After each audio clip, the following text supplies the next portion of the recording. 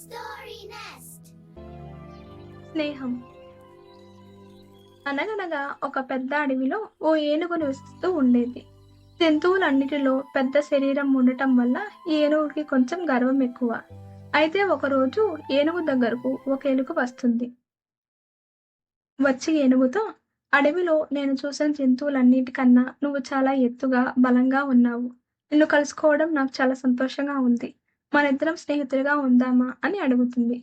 అది విన్న ఏనుగు చాలా గట్టిగా నవ్వి ఎలుకతో ఇలా అంటుంది. నీలాంటి 100 ఎలుకలు కలిపినా నాతోటి సమానం కాలేవు.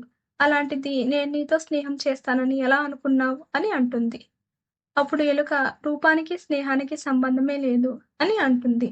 అయినా ఏనుగు పట్టించుకోకుండా అక్కడి నుంచి వెళ్ళిపోతుంది. అలా కొంతకాలానికి ఒకరోజు ఏనుగు అడవిలో నడుచుకుంటూ వెళ్తుండగా ఒక వేటగాడి వలలో చిక్కుకుంటుంది. చిక్కుకొని బయటకు రాలేక నానా ఇబ్బంది పడుతుంది. ఎవరైనా ఉన్నారా? కాపాడండి, కాపాడండి అని అరుస్తుంది.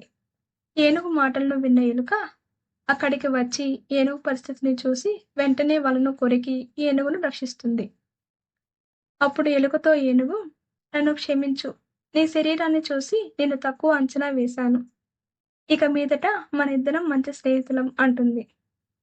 చూశారు కదా పిల్లలు! ఎప్పుడైనా ఎవరితోనైనా స్నేహం చేయాలి అనుకుంటే వారి గుణగణాలను బట్టి స్నేహం చేయాలి కానీ, వారి ఆకారాన్ని లేదా సంపద వంటి వాటిని బట్టి స్నేహం చేయాలా లేదా అనేది నిర్ణయించుకోకూడదు.